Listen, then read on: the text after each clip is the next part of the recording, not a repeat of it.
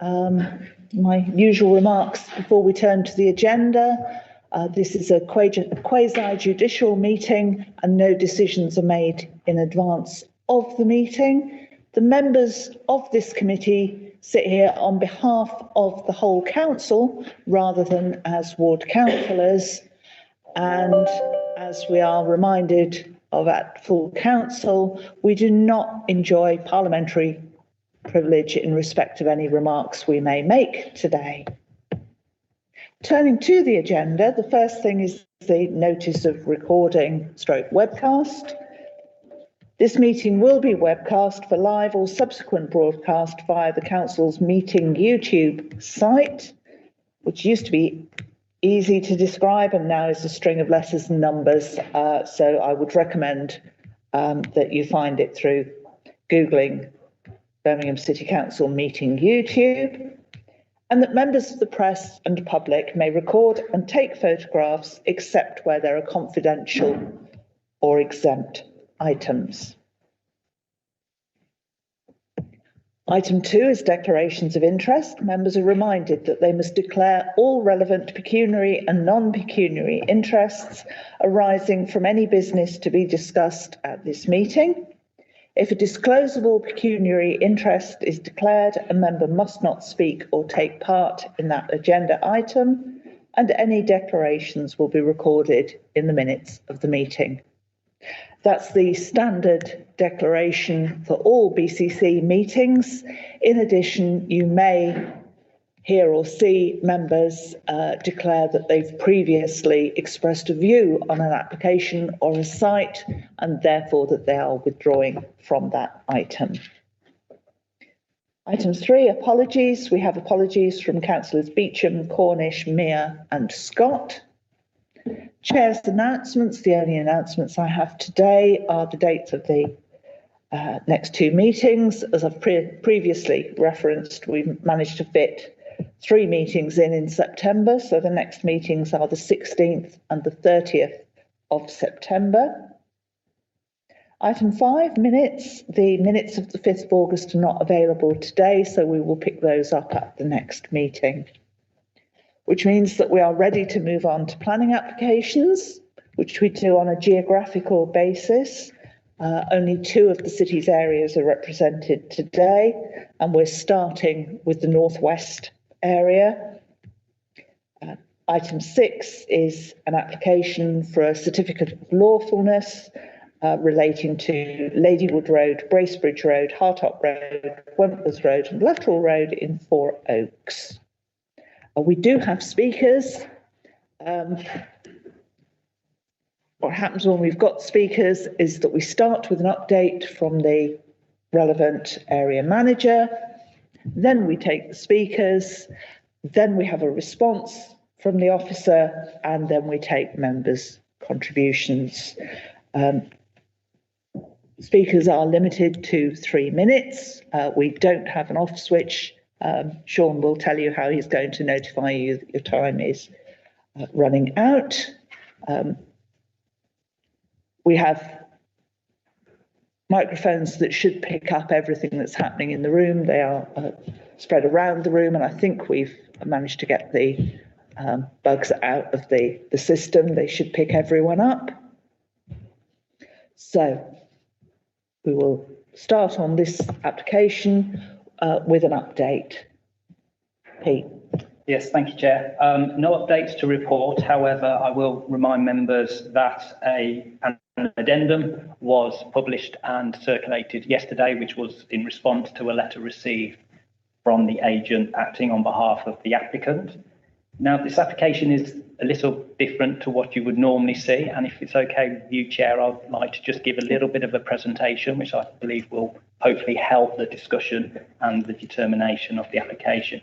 So this is an application for a certificate of lawfulness for the proposed installation of a vehicle access control gate. It is a procedure to formally establish whether the development proposed is lawful, that is, in that no planning permission is required. It is a factual and legal judgment. Now, Class A, Part 2 of Schedule 2 of the Town and Country Planning General Permitted Development Order relates to the erection, construction, maintenance, improvement or alteration of a gate, fence, wall or other means of enclosure. If the gate, fence, wall or means of enclosure erected or constructed adjacent to a highway used by vehicular traffic would, after carrying out the development, exceed 1 metre above ground level, it would not be permitted development. The proposed gates would be 1.95 metres high. So if the street they would be sited on are considered to be a highway used by vehicular traffic, then they would require planning permission and a certificate cannot be granted. Now, a highway can be dedicated in 2 ways. The first by express dedication. The second type is presumed dedication, which can happen either at common law or under the Highways Act. The common law presumption is that land has been dedicated as a highway if it has been used by the public as of right and without interruption. The land does not have to be used for a defined length of time, but for long enough to justify an inference that the freehold owner intended to dedicate the way as a highway. It is possible, although unusual, that dedication at common law can be presumed on the basis of less than 20 years' use. Now, the supporting evidence submitted by the applicant has been considered, as well as evidence submitted by local residents. The council's highway officer has also undertaken a thorough investigation, the findings of which are detailed in paragraphs 6.8 to 6.12 within the officer report. Documents noted in the officer reports evidence that 1, the use of the streets by the public, it evidences use of the streets by the public who were not travelling along the streets for the purpose of visiting properties on the Four Oaks estate. Landowners were aware of the use of the streets by the public. The council was made aware of the use of the street by the public.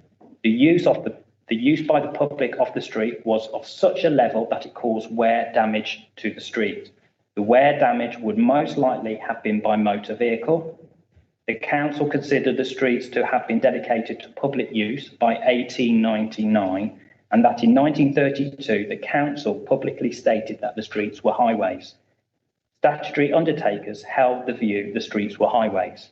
The owners of the street on several occasions desired the street to become highways maintainable at the public expense by requesting that they be taken over by the council, and no formal adoption of the streets by the council. Therefore, the streets are highways which are not maintainable at the public expense. Now, the conclusion of the highway officer is that in the context of the streets, the term private only relates to the absence of a public maintenance liability, as opposed to the absence of any public right. So in conclusion, it appears that the public have enjoyed continuous, unrestricted use of the roads in Four Oaks Estate for a period in excess of 20 years, and the roads have been dedicated as highways. Therefore, based on the evidence available on the balance of probability, the streets in question are all-purpose highways, including carriageway rights, and as such, the proposed gates would require planning permission. Thank you, Chair. Thank you. We'll turn now to our speakers. Sean, would you like to introduce them and just explain the process? Okay, we have firstly we have an objector who will be speaking against the application. You have 3 minutes, and I'll jump in 15 seconds before the end just to remind you so that you can wind up. So start whenever you like. Good morning, my name is Karen and I have lived in Sutton Coldfield for nearly 25 years, and I have used the Four Oaks Estate roads as public highways despite the number of signs on the roads. I'm speaking on behalf of many of the locals and some residents of the estate itself, and we strongly object to this application for gates. We have 2 main reasons. First, the roads themselves.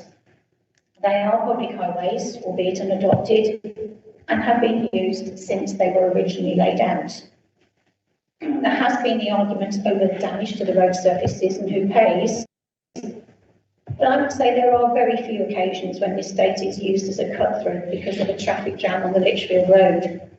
Rather, the majority of the traffic on the Four Oaks estate is generated by the people who live there, not only by the residents themselves, but also all the other contractors that visit on a regular basis. The cleaning companies, the gardeners, the maintenance workers, the builders, etc. All of them have much more of an impact on the state of the road than the people who might drive through it occasionally. I'd also add that with closed gates in place, all these users would have to wait for access, and it's not safe. It means traffic will build up around the estate, particularly on the Four Oaks and Lichfield roads, impeding the flow of traffic on these main roads, not to mention the extra exhaust fumes generated by idling engines, which is entirely contrary to the Council's policy on cleaner air.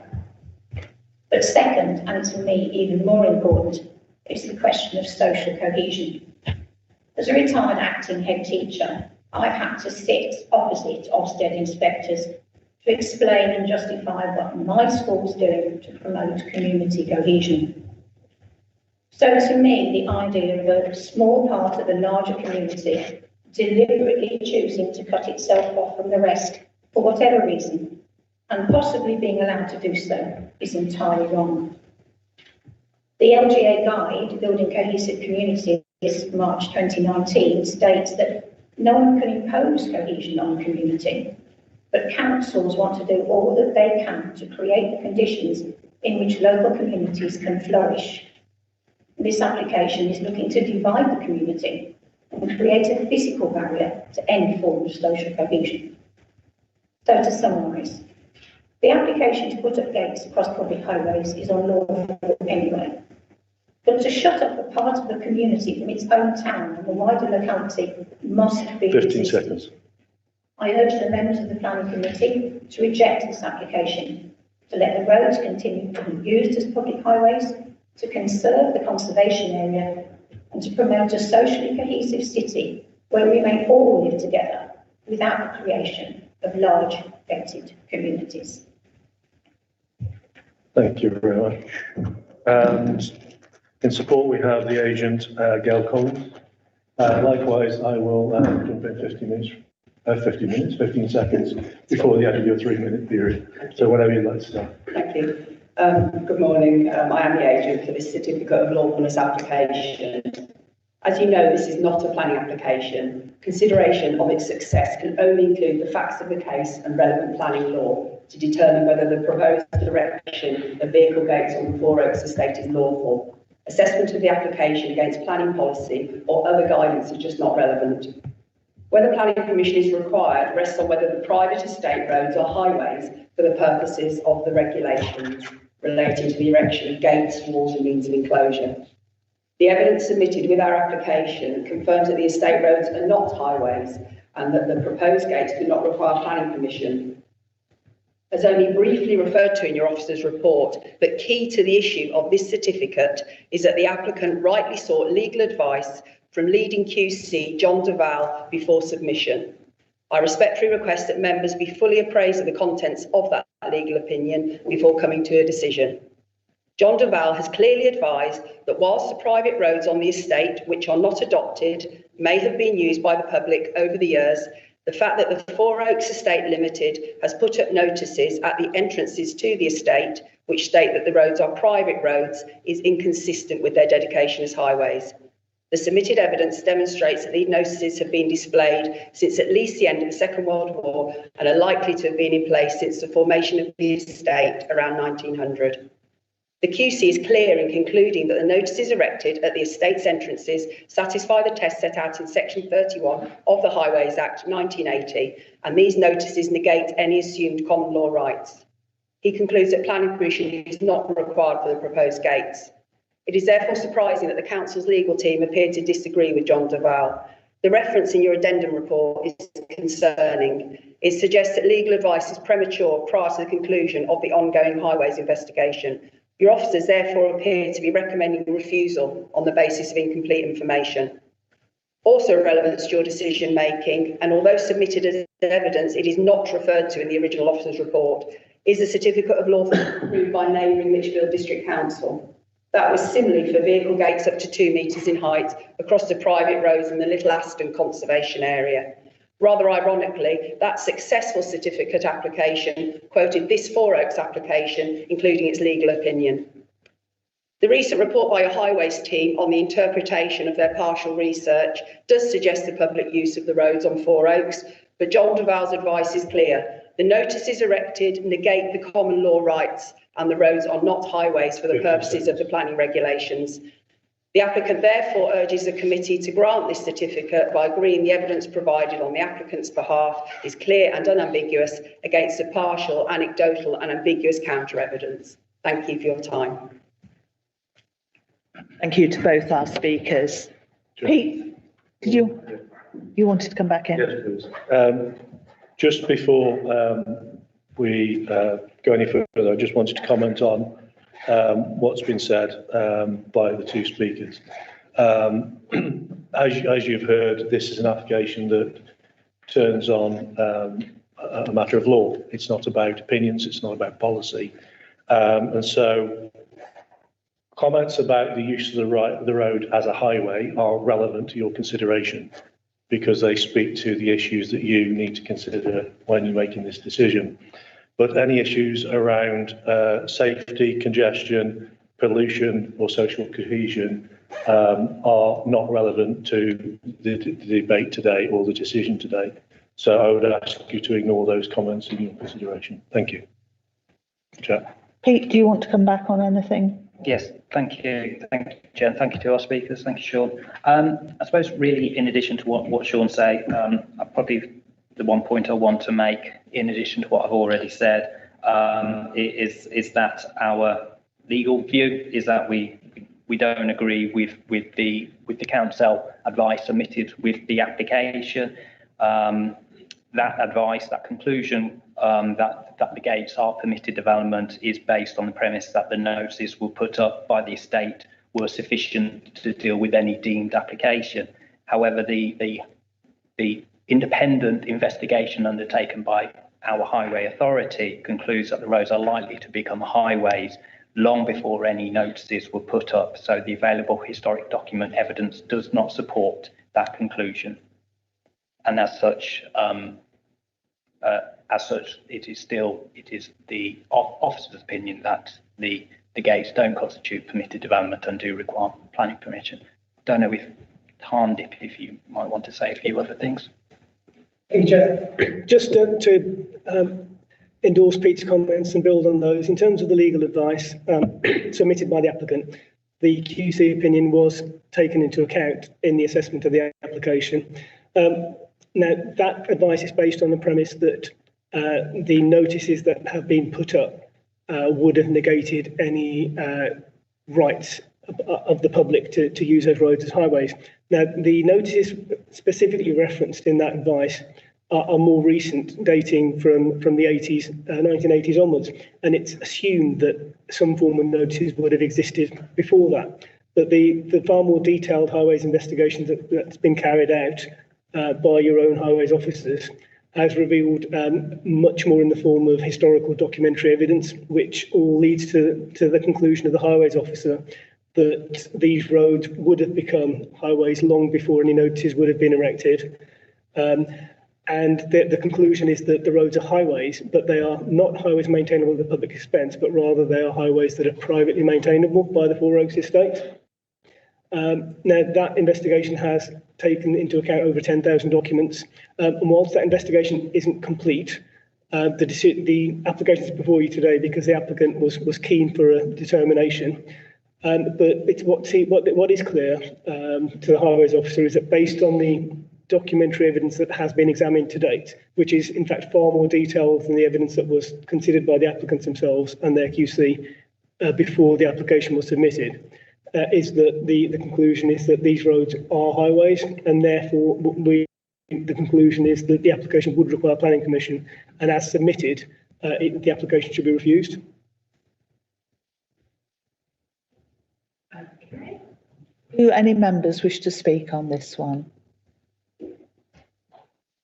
Councillor Stanford. Thank you, Chair. If I may, I'd like to speak in defence of our thanks who I have generally found to be very professional. Their advice has been consistent and put into question their recommendation on the basis of QC that I personally never heard of. I just wanted to say to their officers that I'm grateful for the recommendation that you've given for the evidence you've put into this report. Whilst it's not to be considered as Sean's outline, I have to say that outside of this proposal, we're not a country of gated communities, and as Birmingham, we're not a city of gated communities either. Whether this application comes from the basis of security or whatever else it could be, I don't think that we should think very carefully before granting permission to any kind of application of this nature. Thank you, Chair. Thank you. Does anyone else? Councillor Silliman. Yeah, I'd just like to agree with the comments made, but also, I'd be concerned about the kind of precedent that this would set if approved. So, we don't want to see like gated, community parking all over the place. So I'd be quite concerned about that. Okay. Sean, do you want to bring us back to the specifics of what a certificate of lawfulness is about? This isn't about whether we think it's right or wrong in policy terms or in terms of its impact on the community. This is a legal decision. Does it require planning permission or doesn't it? It's as simple as that. And you can't base your decision on whether you think it's the right thing or the wrong thing to do. It's simply whether they're allowed to do it under the current legislation or they're not. Our view is they're not, and that's it. Whether we think it's a good idea or a bad idea, whether it's in accordance with policy or not in accordance with policy, whether it creates danger or not, whether it causes pollution or not, are all irrelevant. It simply turns on, does it require planning permission or not? And the officer's clear advice to you is that it does require planning permission, and therefore the certificate should be refused. And I would urge you not to take any other issues into account when voting. Thank you very much. Some of those might be relevant were it to be a planning application in the future, but for today we're on the certificate of lawfulness issues. Councillor Moore. Thank you, Chair. I remember from my time on the licensing committee, it wasn't uncommon to have different legal opinions put forward to a committee, often arguing different points of view. So the fact that we have a QC's advice that differs to the council's legal advice is not a surprise to me on that basis. But I am swayed by the officer's report and the historical evidence that suggests that these roads are highway, and therefore I agree with the recommendation to refuse the certificate. Anyone else wish to come in? No? Is there anything there for you to reply to, Pete? I don't think so. Okay. Just let me remind you how we vote in this matter. I will take the vote as for and against the recommendation. The recommendation is to refuse. So if you vote for the recommendation, you are voting to refuse the certificate of lawfulness. If you vote against the recommendation, then you are reopening the issue. You are not voting to approve the certificate of lawfulness because of the recommendation to refuse. Is everybody clear? Okay, I will take those in favour then of the recommendation to refuse the certificate of lawfulness. That's 10, so that is unanimous. I don't need to ask for votes against or in abstention. So the certificate of lawfulness is refused.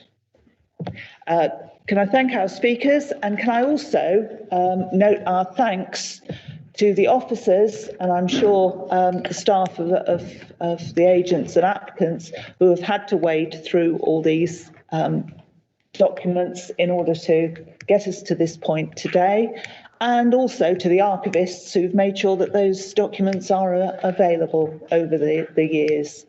It really does help.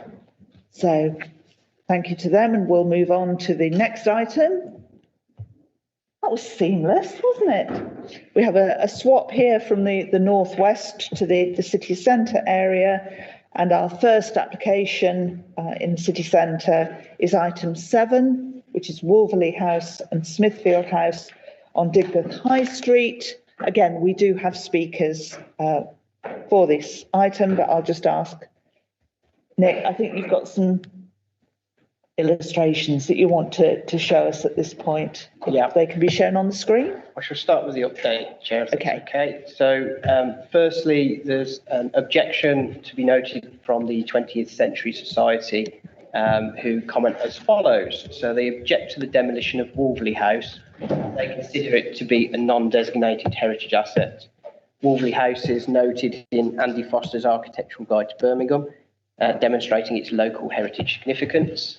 They disagree with the Heritage Statement's assessment that Wolverley House is of poor quality appearance. They consider Wolverley House to be a good example of mid-century commercial architecture, which is of considerable local interest and should be thought of as a non-designated heritage asset. The building makes a positive contribution to its historic environment, which includes the nearby conservation area.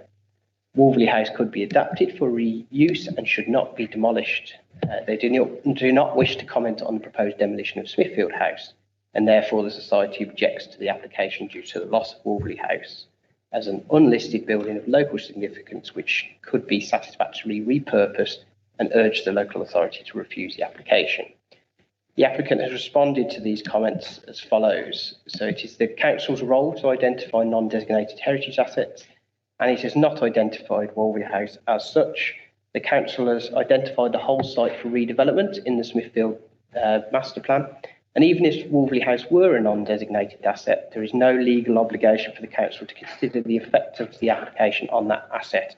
However, the NPPF does state that the significance of any asset should be taken into account and weighed in the overall planning balance. In the case of the planning benefits of the proposal, the planning benefits of the proposal far outweigh the loss of Wolverley House building, even if it were to be treated as a non-designated asset. Secondly, the lead local flood authority is satisfied with the proposed drainage scheme, subject to Severn Trent accepting the proposed discharge rates, which they've now confirmed in writing that they do. So therefore, paragraphs 8.1a and 8.3 of the resolution are proposed to be deleted as they're no longer required. And then finally, as the chair mentioned, we have received updated visuals for those views that are rendered in the townscape and visual impact assessment, and these take into account the very latest design changes to the building. So I'll now attempt to display those on the screen behind me. Bear with me a second.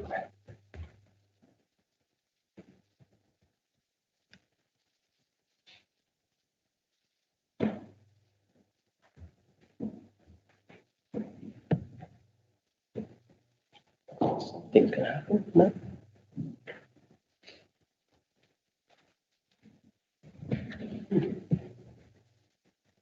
Try and reshare it, shall I?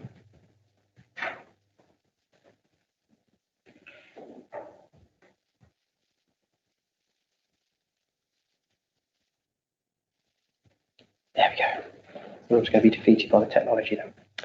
So there's a series of views here which show the design as it was unamended. So the key change in these views is the material of the setback on this floor. You can see a grey element, and you're looking to the left of St Martin's there. So that's the unamended superseded scheme, and that's the most recent design. So I'll just flip between the two. So superseded and amended. And then another view. Oh, it's not following me, is it? It's got a bit of a lag. Yeah.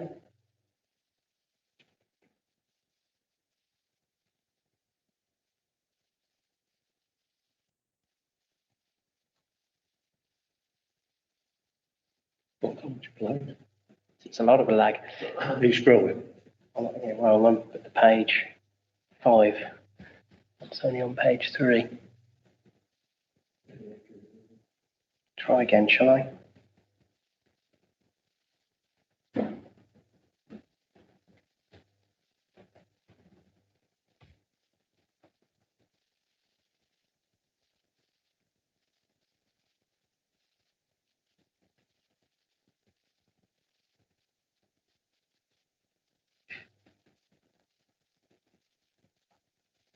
we go.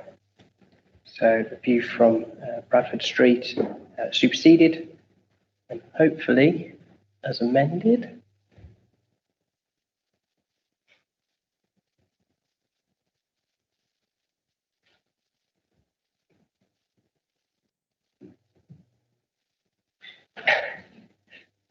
Well, I'm glad we saw the St Martin's view, because that's the key one. There we go. So perhaps we'll finish there, Chair. Otherwise, the rate it's going. But I think, like I say, the key change is the material on the upper floor from these views. And just to note that the CGI in page 2 of the report is the most recent design. The TVIA views on pages 19 and 21 show the previous design, contrasting material. Thank you, Chair. Stop sharing. Thank you. So we do have speakers. I'll hand over to Sean then. As soon as he's found the clock on his phone. Okay. I think it's Mr. Ali. Hi. You have 3 minutes. I'll jump in 15 seconds before the end, just to remind you to wrap up, but just start whenever you like. Hi, good afternoon. Just to summarise my comments really, well, Birmingham has been my adopted home city ever since I moved there. And as somebody that's lived within the vicinities in Smithfield House, grown up over there, continuously travels in and out of the city, it's an area that's got high footfall traffic and high vehicle traffic. And a lot of the time, it's one of the first things that individuals see once they arrive at the city, predominantly at Big Beth coach station. Now, my objection to this is more of the design of the building being something that doesn't really fit the area. I mean, the council on Bill recently emerged by Joshua Billingham saying, "Be bold, be Birmingham." In essence, this building doesn't encapsulate that essence of it being bold and having the characteristics of a building that the individuals of Birmingham can be proud of. So I urge the planning committee to really take a look at the design of the building and really consider, does it really fit within the aspects of the ambitions of Birmingham, of trying to be a city that is bold, of trying to be a city that competes with the likes of Chicago and Barcelona. Is this really the type of design we want to be implemented in an area such as this, which is obviously on the come up? Now, the design of this is more suited towards the south of Bradford Street, more the residential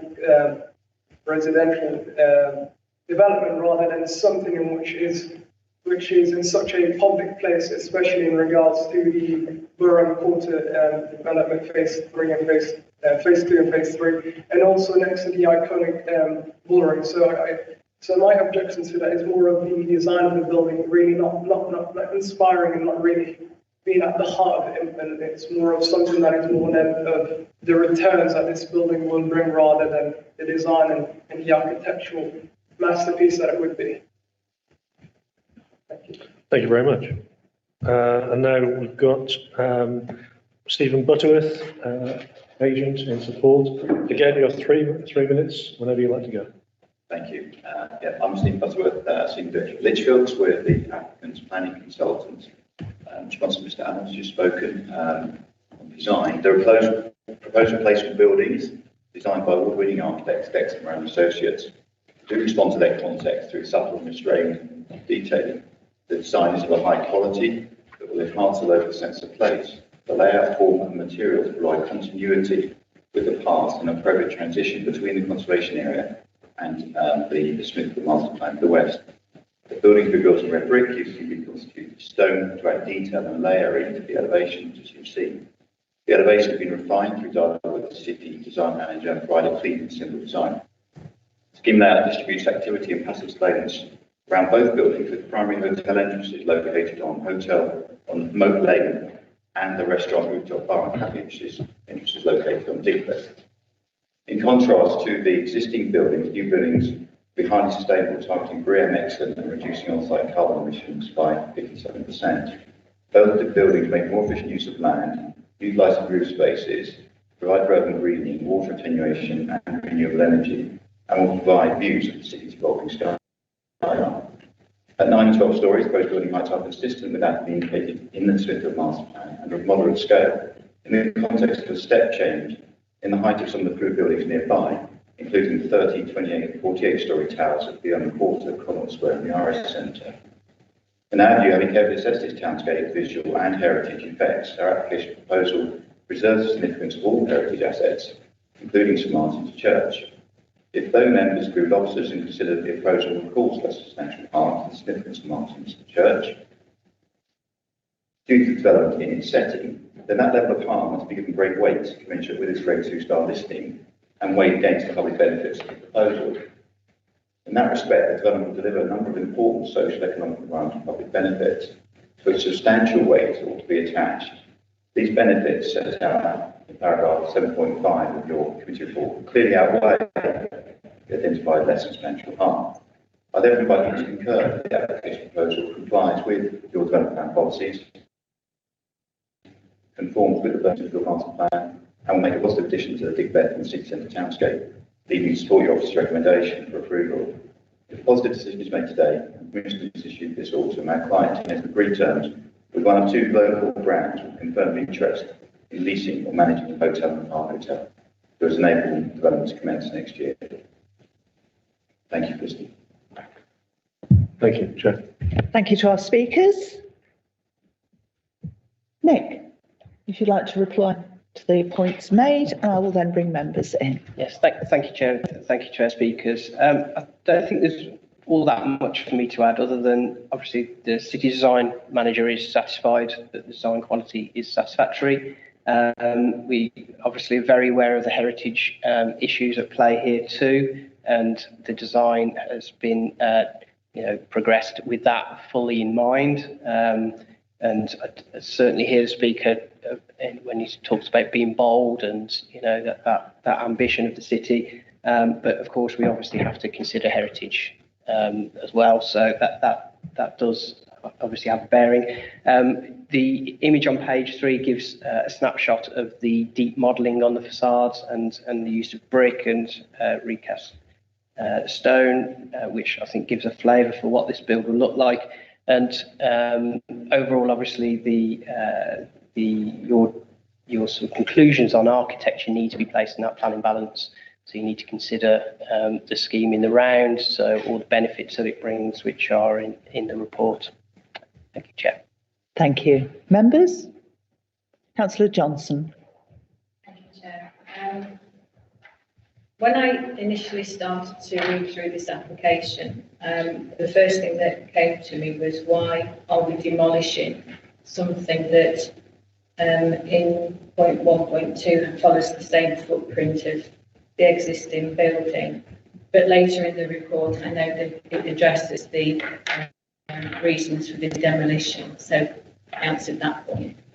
I am concerned that at 4.13 there is the issue about the flood risk and the objection from the flood authority, and that seems to not have yet been addressed, if I'm correct, or you might want to update it on that if possible.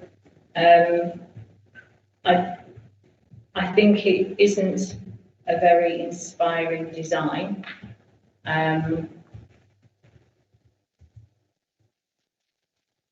I don't think it makes a positive impact with the other buildings in the area. I do agree with the various heritage statements in the report about the impact and the harm in the surrounding areas. And I think there would be impact to the buildings surrounding this proposed development. The design of it and the impact, how it is. The slides were useful to see that we've seen this morning. But I'm just not comfortable with the design and the impact that has. But I wait to hear what my other colleagues think as well on this matter. Thank you. Councillor Moore. Thank you, Chair. I share a lot of the concerns that Councillor Johnson has raised. I don't particularly have an issue with the loss of the two buildings. Smithfield House is particularly ugly, and so its removal will be welcomed. But sadly, I do agree about the poor quality design put forward for its replacement, which in my view isn't exactly much better than what we currently have. So it is very disappointing that we have such a bland proposal put forward to us today. But my main concern is the heritage impact, and I'm particularly swayed by the arguments made by Historic England and the impact it has for St Martin's Church. which I believe is 13th century church, I think it was quoted in the report. So, you know, clearly one of the oldest buildings in Birmingham and is of significant importance. They're of the view that it should be reduced by 2 stories. I don't see that's been fully addressed in the report at all. I'm minded to move a deferral of the application to give the applicant the opportunity to knock 2 stories off and reduce the height, because then I believe that would sufficiently address the objection from Historic England.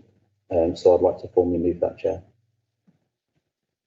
Okay, it's not our usual practice to defer for a redesign, but I'll see if anybody is wanting to second move the deferral in more general terms.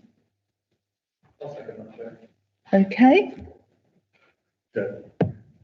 Yes, of course. Before you take the vote,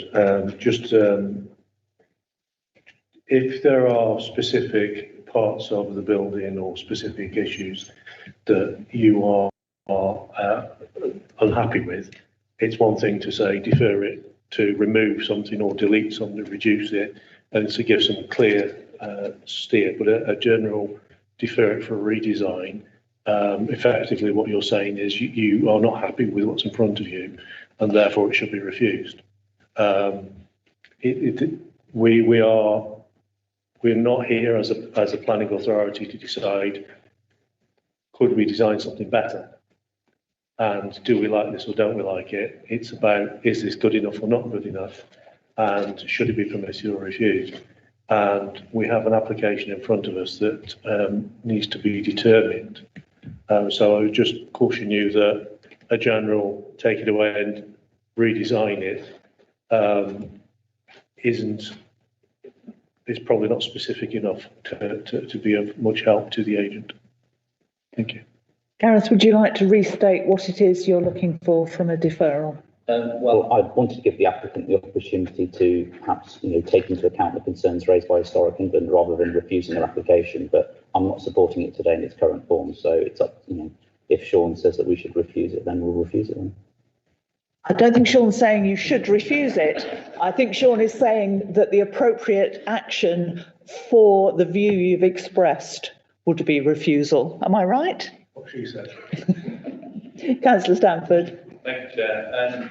There are some things in this application that I really like. The design of the building. I enjoyed the use of the rooftop. I think it's good that we've got a restaurant built to the plan. However, the public benefit is what I'm kind of getting stuck on. I appreciate that restaurants are valuable, and I appreciate that utilising rooftop is also to some extent valuable. If this proposal is coming forward on the basis of providing housing for citizens of Birmingham, I can see the benefit. As it stands, this is going to be primarily a hotel, and I think in the report it talks about an art hotel, not necessarily a particularly well-manned hotel as if it was a restaurant hotel. So on that basis, I struggle to see where the benefit comes from. If the design, as Councillor Moore highlighted, were to provide some architectural interest to the area, bearing in mind that essentially this roads area will be the gateway into the new Smithfield master plan redevelopment area from the city centre. Taking in that walk down through the 2000 boring, that incredible view of St Martin's, walking into Digworth past the old police station, behind you with the boring, and some very architecturally interesting proposals that have been approved for Smithfield.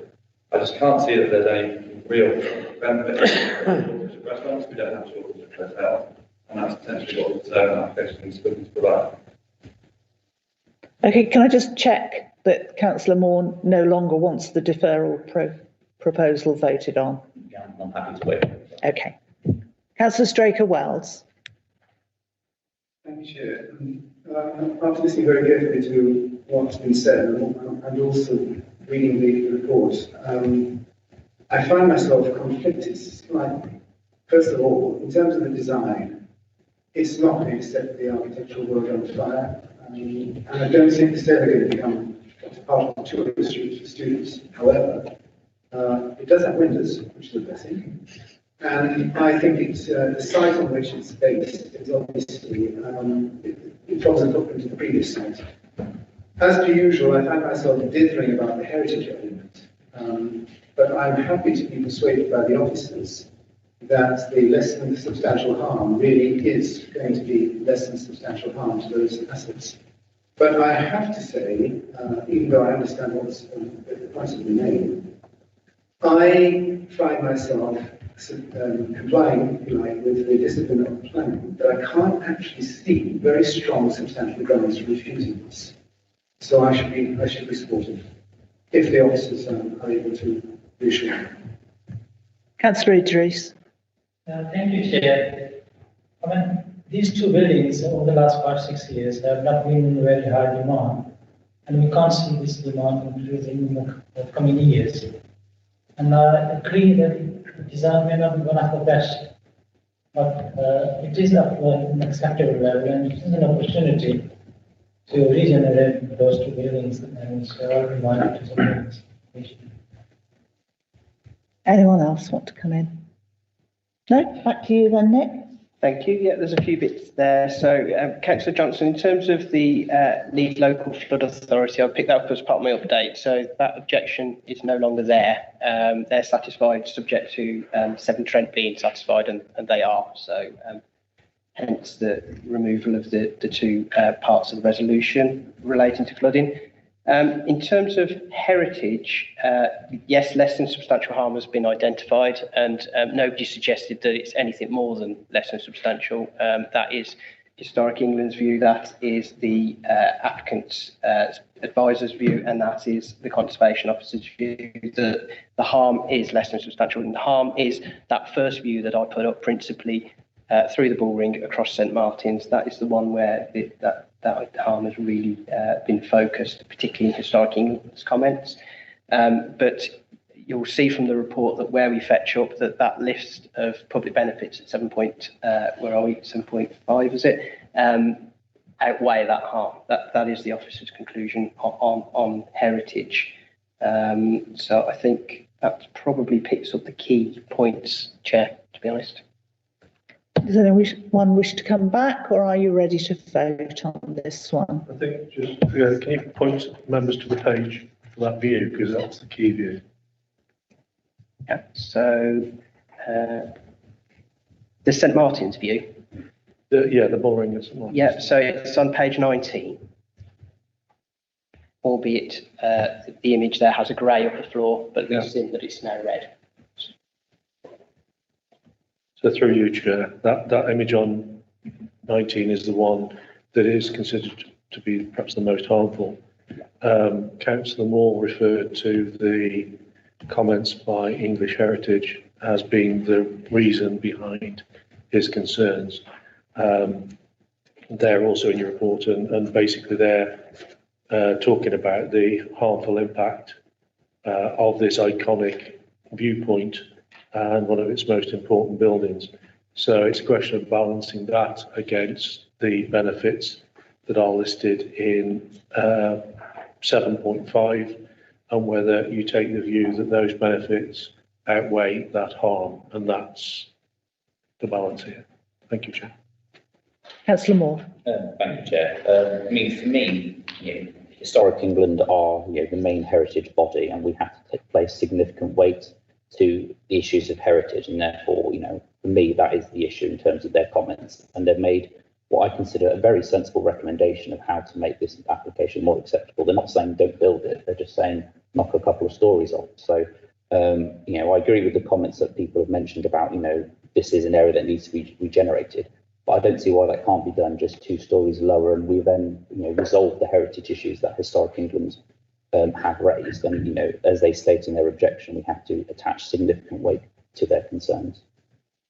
As we said earlier, the way in which, if that's your feeling, that should be expressed would be through voting for refusal, because the applicant would then have the opportunity to come back with a revised application. Yeah? Yep.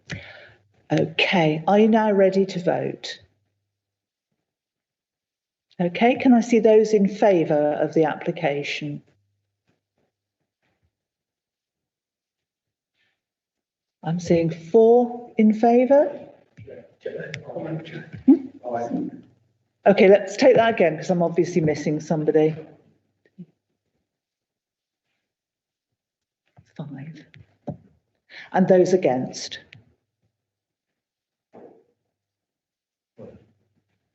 Oh, I hate it when you do this.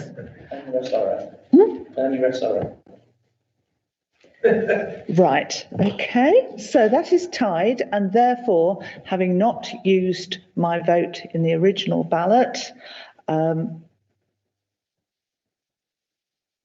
as I don't have a casting vote, I use my substantive vote in order to break the tie. I share the conflict in the views expressed within the committee, but our officers have balanced all those factors in producing their report, and therefore I am going to vote in favour of the application. The application is accordingly approved. But I do hate it when you do leave it to me to make the decision. Okay, we move on to our final application for the morning, which is item 8, sticking with the city centre, and it's the Broughton Hotel on Ulster Street. Nick, updates, please. Thank you, Chair. So, firstly, there's a change proposed to condition 1.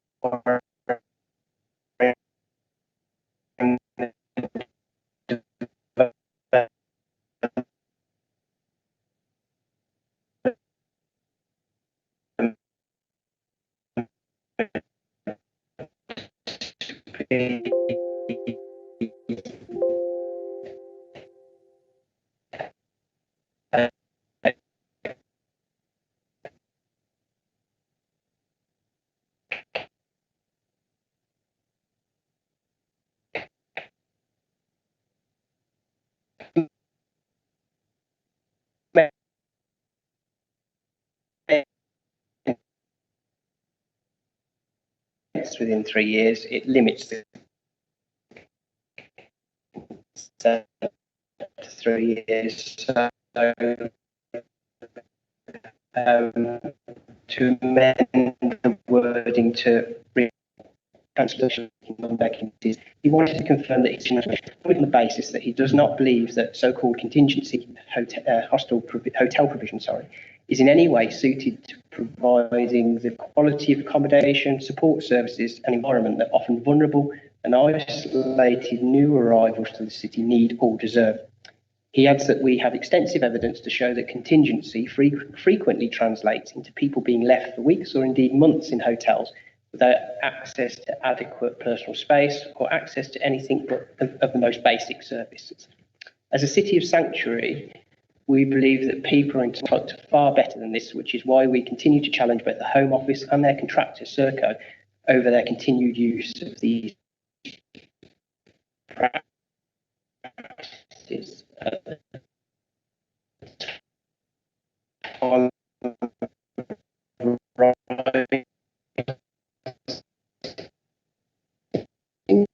He understood that some two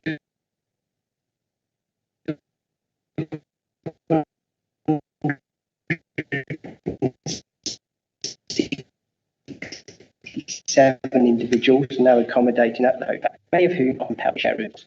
Once again, this arrangement represented a short-term contingency and in other key stakeholders of the community sector network so essential to supporting community,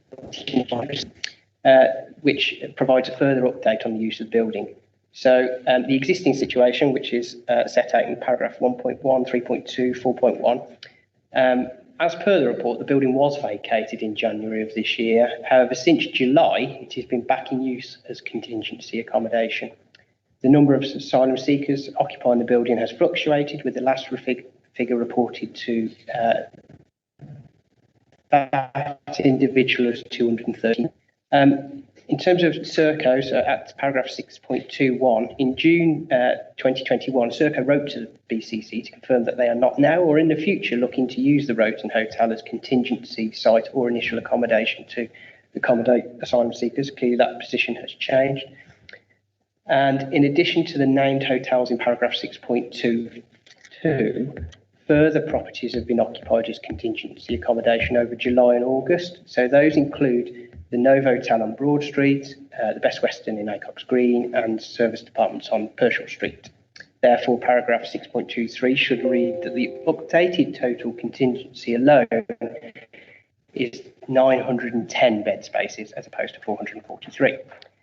Additional queries from the Commission Manager are that, well, they've asked whether we can impose a time limit condition on the length of stay for residents, a condition around the maximum occupation with COVID in mind, and prevention of non-room sharing for unrelated individuals.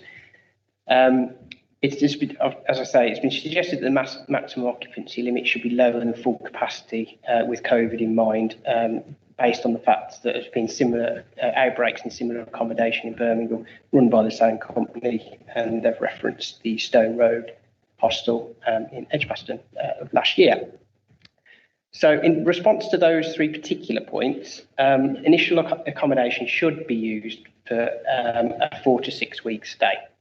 Whilst it was understood that between October 19 and January 2021, many residents were housed at the Roton for a period of up to 12 months. Ultimately, that's a matter outside of planning. The asylum system is clearly under significant pressure nationally, and it's possible that length of stay may become an issue again. However, the overall management of asylum seekers is the responsibility of the Home Office and the contract provider. As there are other controls and legislation in place for those, a condition of that kind would not meet the necessary tests. In terms of maximum occupancy limit, the maximum occupation condition has been recommended as 327, which is the full capacity of the building. If members were minded to support the application, then the 3 years consent would presumably cover a variety of circumstances, which could feasibly include a situation where COVID restrictions are not in place. But again, it is for the Home Office and contractor to manage ongoing occupancy levels in response to prevailing government guidance at that time. And ultimately, the applicant has, at the end of the day, applied for the use of the whole building.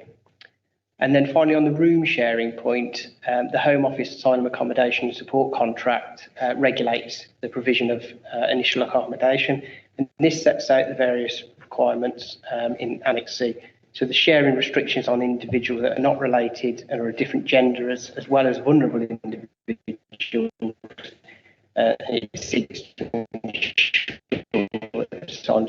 controls outside of planning, so it wouldn't be appropriate to put a condition on that. So I think, in summary to all of what I've just said, clearly the situation is very, very fluid, and the use of this building has stopped and started over the past few years at various intensities, and has further changed since the report before you was written. The proposal at the end of the day is to allow hotel use that must be considered. And obviously the finely balanced recommendation. Thank you, Chair. So I'll go straight to bringing members in. Councillor.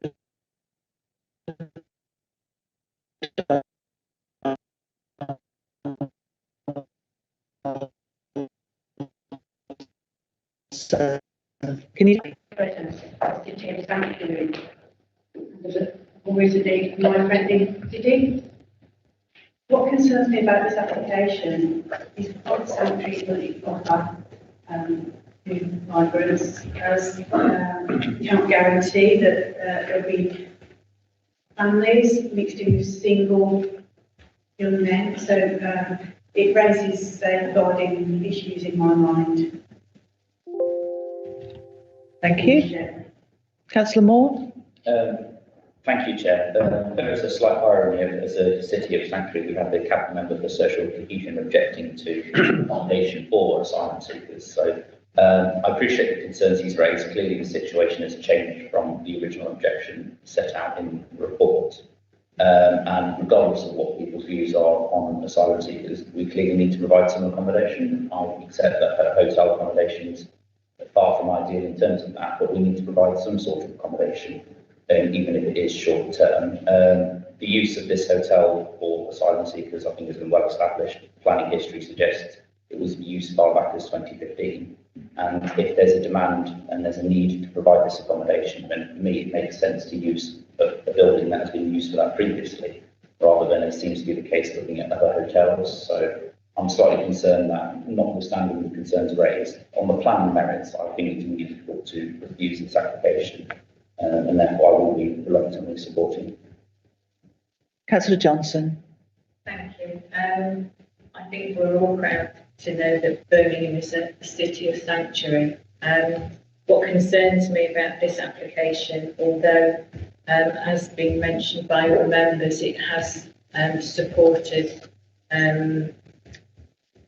migrants in the past. I think it's just the density of the numbers that is in this application, the 327, I think it is, if I've got my numbers correct. But the lack of amenity space is the concern. If that is full to capacity, it's a lot of people all together in one place. And if we want to offer this sanctuary to these people, whether it's families, single men, single women, couples, whatever that family unit is, or whatever that is, you know, we want to welcome people for however long that period is, whether it is the 3 to 4 weeks, 5 weeks, or whether people end up staying in that accommodation for 12 months.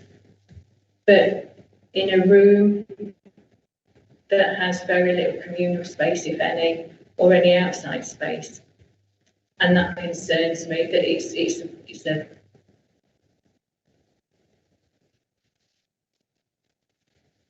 a great facility in a lot of ways, but it also is almost probably like being in prison, because you've got nowhere to go. There's no other facilities in that place.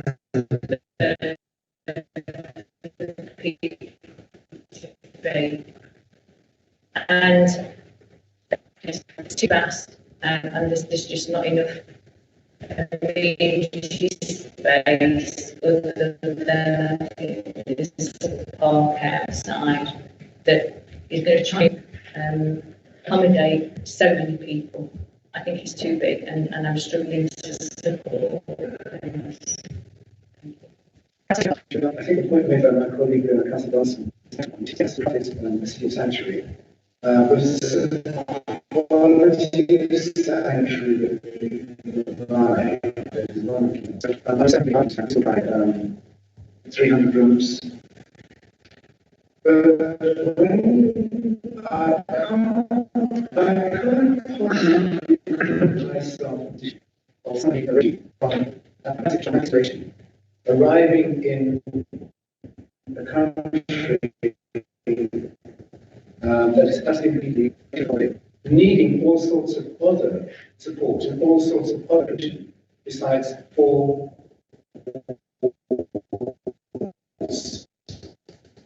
and as Councillor Johnson says, it is like this lack provision. It should not just be about text, because yes, the space provided is adequate. But what makes me a little queasy about this is I'm thinking not just about what is provided in terms of space.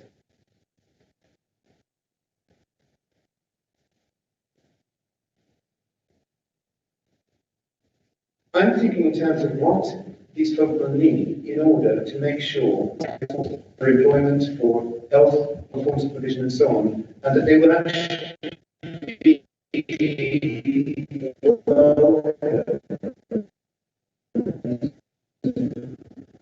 the city of sanctuary and not be in front of others, but are given something that might make them feel imprisoned rather than liberated. points I was going to make, sort of already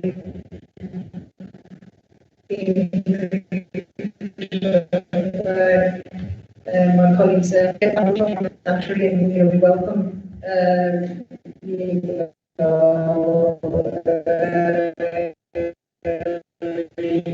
asylum seekers to the city, but it's about providing them with the quality and the communities that we already mentioned, our shared concerns. So I think it's really important that we come from difficult circumstances, and it's important that we welcome them properly and not just make them feel like we're almost in prison, isolated from. Thank you, Chair. Although it's a huge building, but using it to its full capacity, I don't think it's very ideal. And we know that it's going to be asylum seekers and refugees, but they are and although it's 4 to 6 weeks, they're going to be put into the some families will be children and women, and Thank you. Sean, you wanted to come in? Yeah, thanks, Chair. It was just to make a couple of points. I think the report is clear that this use would be managed in accordance with all of the government guidance and all of the policies in terms of safeguarding and everything else. So its actual management and the way it runs would be dealt with the same as any other property that is used in this way. So I think in terms of its governance and its management, I think that's something that we can say is being dealt with. In terms of the accommodation in the building itself, the report is clear that the accommodation is good. Some of the rooms, a lot of the rooms are bigger than you would normally expect, and so the building itself is a good quality environment within which people can stay. I think there's two issues that have been raised. One is the number of people, and the second is the outdoor space. And it is a large building and would accommodate a lot of people. And I suppose it's the question of how weighty is that issue in making this decision. And in terms of the outside space, the report points out that just across the road is Highgate Park. So there is convenient access to outdoor space for the use of the people that are living there. And the final thing I think you need to bear in mind is that there is a need for this use. I think you've all recognised that. And it does have some shortcomings, and they may be the size and number of accommodation in the outdoor space. But we are talking of a temporary permission here. And the conclusion that the officers have come to is that as a temporary use, we think the need outweighs those harms for that limited period of 3 years. And so we are recommending a condition that it should only be for 3 years. Thank you. Councillor Moore. Thank you, Chair. I just wanted to clarify, because I'm sure you mentioned that we currently, because in the report it kind of suggests an schematic, but clearly they're including that and then using hotels elsewhere. So what would be the impact if we refuse this application today in terms of that? Is that something that we can ask? Because for me, I'm minded to approve it on the basis that it previously used to house asylum seekers as the standard. Presumably they know what they're doing, they're used to this, they've been doing it for 6 years. Whereas you mentioned another hotel has been starting to use for that, I'm not sure what experience they have. And the report goes to Britannia as well. That's not the best quality in terms of accommodation as a hotel provider. So I just am curious, if we were to refuse this application today, what are the wide-term impacts going to be? Because I appreciate we need to provide them with quality accommodation, but I assume a roof over their head is better than nothing. I think that's a difficult one that Nick probably can't answer. I don't think Sean will be able to either. No. The only point I was going to make is in terms of actually running these facilities, at the end of the day, it's Serco, not the actual hotels themselves. And then the other point I was going to make in response to that is that you say that the hotel has had an extensive use. That's true, but it's been very intermittent, stop-start, and at different scales.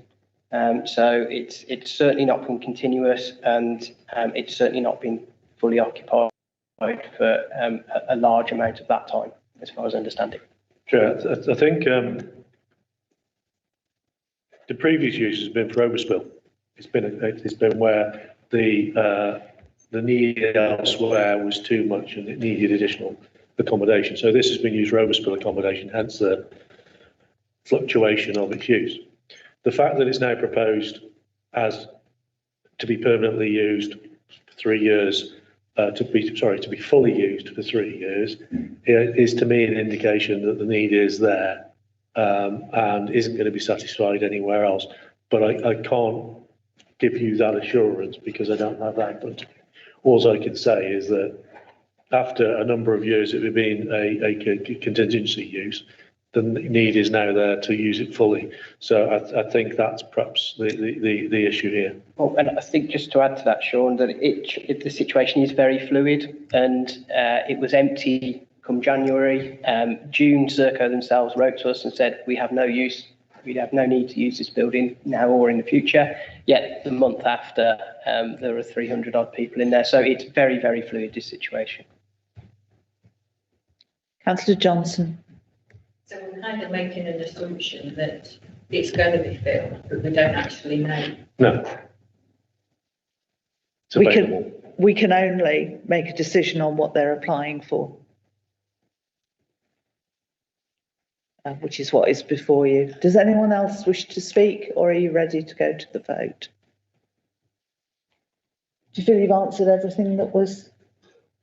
I think so. I think the only other point perhaps worth raising is in terms of the immediate environment, it is very much a community under construction. There are a lot of consents around here, and some of them are in the process of being built out, but the nearest neighbourhood really is Highgate itself, which is some distance, well, it's beyond the park.